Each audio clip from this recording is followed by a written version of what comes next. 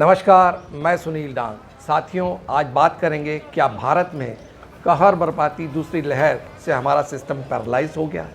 अब तो कोरोना के हाथ में खंजर है, चारों ओर मौत का मंजर है। कोरोना की दूसरी लहर ने देश में तबाही मचाई हुई है और अब तो तीसरी लहर के बारे में स्थापित बातचीत ने लोगों में खलबली मचा दी है। आइए सुनते हैं तीसरी लहर पर प्रधानमंत्री के प्रधान वैज्ञानिक सलाहकार प्रोफेसर विजय राघवन की चेतावनी। A phase 3 is inevitable given the high levels of circulating virus, but it's not clear on what time scale this phase 3 will occur. Hopefully incrementally, but we should prepare for new waves. Professor साहब जो बात कह रहे थे उससे मुझे याद आया कि उसी तरह की बात को अमेरिकी राष्ट्रपति के मुख्य चिकित्सक सलाहकार डॉक्टर फाउची ने ट्रंप प्रशासन को दी थी और उसको समय पर तत्कालीन राष्ट्रपति ट्रंप ने सुना होता तो अमेरिका की यह हालत नहीं होती। और अब राष्ट्रपति जो बाइडेन उनकी सलाह और सुझाव को सुन रहे हैं तो यूएस के हालात बेहतर होते जा रहे हैं। एक साल पहले हमने ताली और दिवाली असमय मनाकर क्या पाया? क्या सरकारी तंत्र ने पहली लहर से कोई सबक नहीं सीखा था? क्या कई देशों में दूसरी लहर देखने के बावजूद भारत सरकार ने कोई तैयारी नहीं की? भारत में कोविड से अब तक 2 लाख से ज़्यादा लोग अपनी जान गंवा चुके हैं और हाल ही में हर दिन 4 लाख से ऊपर नए मामले सामने आ रहे हैं। भारत में मेडिकल आपूर्ति और अस्पताल प्रणाली यानी कि सिस्टम पूरी तरह से ठप हो गया है। देश लगभग पूरी तरह से बीमार हो गया है और बुनियादी चीज़ें नाकाफ़ी साबित हो रही हैं। अब तो सुप्रीम कोर्ट भी शासन प्रशासन से पूछ रहा है कि आपने तीसरी लहर के लिए क्या तैयारी कर रखी है। आप अदालतों में समय खराब कर रहे हैं पर ऑक्सीजन और ज़रूरी मेडिकल मांगों को पूरा नहीं कर रहे हैं। क्या देश राजनीति और प्रशासन जिद्दबाजी से चलता है? क्या यह सब इस ओर इशारा कर रहा है कि हमारा सिस्टम पैरालाइज्ड हो गया है? अगर हमने संसद की हेल्थ और फैमिली वेलफेयर समिति ने जो कहा था नवंबर 2020 में सुन लिया होता तो हमें कितने दुखद घटनाओं देखने को ही नहीं मिलती। इस 31 सांसदों वाली संसदीय कार्य समिति का नेतृत्व समाजवादी पार्टी के राम गोपाल यादव लगातार दूसरी बार कर रहे हैं। समिति में ए.के. एंटोनी और सुब्रमण्यम स्वामी जैसे अनुभवी तपे तपाए सांसद सम्मिलित हैं। इस समिति की 190 पेज की रिपोर्ट जिसका शीर्षक कोविड-19 महामारी और उसका प्रबंधन है, जिसमें उन्होंने एक स्वॉट यानी कि महामारी की तैयारी के लिए मजबूरियां, कमजोरियां, अवसर और खतरों की समीक्षा की थी, जिसमें आने वाले बहुत बड़ी दूसरी लहर का अंदाज़ा लगाया गया था। इस रिपोर्ट पर समिति ने अस्पतालों में बिस्तरों की कमी और जुगाड़ू वेंटिलेटर की वजह से महामारी को रोक सकना और भी जटिल हो गया है। 21 नवंबर की इस रिपोर्ट को अध्यक्ष राज्यसभा और उपराष्ट्रपति एम वेंकैया नायडू को प्रस्तुत किया गया। आइए देखते हैं इस बैठक। Sir, with your kind permission, I present 123rd report on the outbreak of pandemic COVID-19 and its management.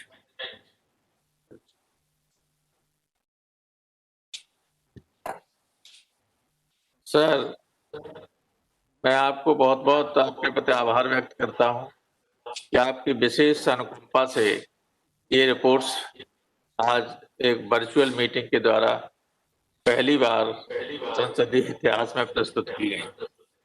पर दुर्भाग्य से संसद का शीतकालीन अधिवेशन कोरोना का भेंट चढ़ गया और यह रिपोर्ट बजट सेशन 2021 का इंतज़ार करती रही। बजट सेशन में जब इसे प्रस्तुत किया गया तब तक हम अपने 5 महीने का महत्वपूर्ण समय खो चुके थे। क्यों रिपोर्ट को पार्लियामेंट के दोनों सदन में प्रस्तुत करने का इंतज़ार करना पड़ा? अगर पूरी रिपोर्ट को लागू नहीं करना था तो कम से कम उसकी चेतावनियों के ऊपर अपने कान दिया होता तो शायद आज कुछ और ही मंजर होता। इस चूक के लिए कौन जिम्मेवार है? इसको लागू करने वाले संसद के बजट सत्र का इंतज़ार क्यों करते रहे? नीति निर्धारक पार्लियामेंट के दोनों सदनों को आपातकालीन विशेष बैठक के रूप में 2-3 दिन के लिए आहूत किया जा सकता था। या फिर वर्चुअल रूप से संसद की दोनों सदनों की बैठक की जा सकती थी। कम से कम तब यह रिपोर्ट लागू हो जाती। महामारी के समय अति आवश्यक विषय कोरोना पर शासन प्रशासन की सोच क्यों पाला मार गई? हम इन मौतों को शायद रोक सकते थे, पर इस पर विचार करने वाले जड़ हो गए थे। इसकी जिम्मेवारी किस पर है? क्या हमारा सिस्टम पैरालाइज हो गया है? रिपोर्ट में कोरोना 19 की पहली लहर के दौरान ऑक्सीजन और दवाइयों की कमी को देखते हुए यह स्पष्ट कर दिया था कि अगर इन कमियों को दूर नहीं किया गया तो कोहराम मच जाएगा, और हुआ भी वही। उन कमियों को दूर नहीं किया गया जिसके नतीजे अब हमारे सामने हैं। इस रिपोर्ट पर जब हमने विस्तार से प्रोफेसर राम गोपाल यादव से जानने की कोशिश की तो मालूम पड़ा वह खुद कोरोना से पीड़ित होकर एम्स चले गए हैं और वहाँ भर्ती हैं। यह सूचना उन्होंने खुद अपने व्हाट्सएप के मैसेज से मुझे दी। वह जल्दी से ठीक हो जाएं, इसके लिए हमारी टीम की उनको अग्रिम शुभकामनाएं। आज की भयानक स्थिति को देखते हुए ऐसा नहीं लगता कि सरकार के किसी भी नीति निर्धारक ने रिपोर्ट पर ज़्यादा ध्यान दिया होगा। क्या हमारा सिस्टम पैरालाइज हो गया है? नए कोरोना वायरस मामलों के रूप में पूरे भारत में अस्पतालों और शमशानों में भारी वृद्धि हो रही है। खोजी पत्रकार कहते हैं सरकार की कलाई शमशान घाटों पर खुल रही है। शव और शमशान में काम करने वाले हमें सच्चाई बता रहे हैं। अगर सरकार ऐसा कर सकती है तो वह मीडिया को शमशान घाटों पर जाने से भी रोक देती। इसमें कोई संदेह नहीं है कि सरकार पूरी तरह से असफल रही है। पिछले 25 दिनों से शासन प्रशासन गूंगा, बहरा और अंधा हो गया है। पत्रकारिता में इस परिस्थितियों पर रिपोर्ट करने से पीछे नहीं हटा जा सकता। पत्रकारिता की यह प्रकाष्ठा है कि उसे इससे कोई फर्क नहीं पड़ता सरकार आपको क्या आंकड़े दे रही है। यही शमशान घाट और कब्रिस्तान अंतिम पड़ाव है जहां हर चीज़ की पुष्टि हो जाती है। सरकार सुप्रीम कोर्ट से डायरेक्शन चाहती है कि पत्रकार इस तरह की रिपोर्टिंग ना करें, और इस पर कोर्ट ने कहा कि कोर्ट के अंदर और बाहर जो पत्रकार लिख रहे हैं यह उनकी जिम्मेदारी है और हम अभिव्यक्ति की स्वतंत्रता पर अंकुश नहीं लगा सकते। क्या शासन प्रशासन अपनी जिम्मेदारियों से मुंह मोड़ रहा है? क्या हमारा सिस्टम पैरालाइज हो गया है? लोगों ने अब यह भी पूछना शुरू कर दिया है कि विदेशी सहायता जो आई है वह कहाँ है। इस पर आरटीआई लगाने के बाद भी शासन प्रशासन ने चुप्पी साध रखी है। दूसरी ओर विदेशों में यह बात पूछी जा रही है क्या सरकारें महामारी के आंकड़े को छुपा रही हैं? अगर हमें स्थिति स्पष्ट रूप से मालूम होती तो हम बहुत पहले इससे अधिक मात्रा में सहायता भेज सकते थे, पर हमें यह जानने का अधिकार तो होना चाहिए कि इसका इस्तेमाल कहाँ हो रहा है। प्रशासन की चुप्पी किस तरफ इशारा कर रही है? क्या हम संवेदनहीन हो गए हैं? क्या हमारा सिस्टम पैरालाइज हो गया है?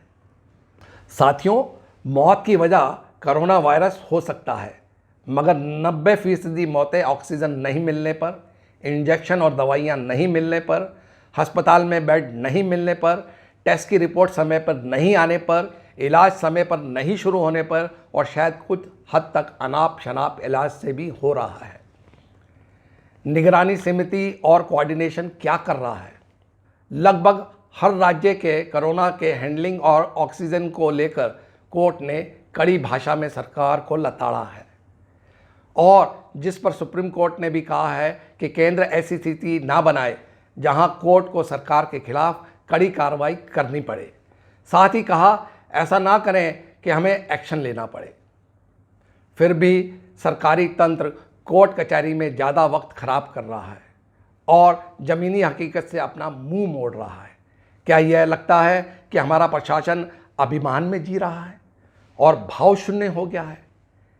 क्या यह नहीं दर्शाता कि हमारा सिस्टम पैरालाइज हो गया है? क्या आपको यह बात जानी पहचानी नहीं लगी? यह अभी हमारे चारों ओर हो रही है, लेकिन अब इसका प्रकोप कहीं ज़्यादा और मारक है। जहां कोरोना के मरीजों को घंटों हॉस्पिटल में भर्ती होने के लिए और वहीं जो मृत्यु प्राप्त कर चुके हैं घंटों अंतिम मोक्ष के लिए इंतज़ार करना पड़ रहा।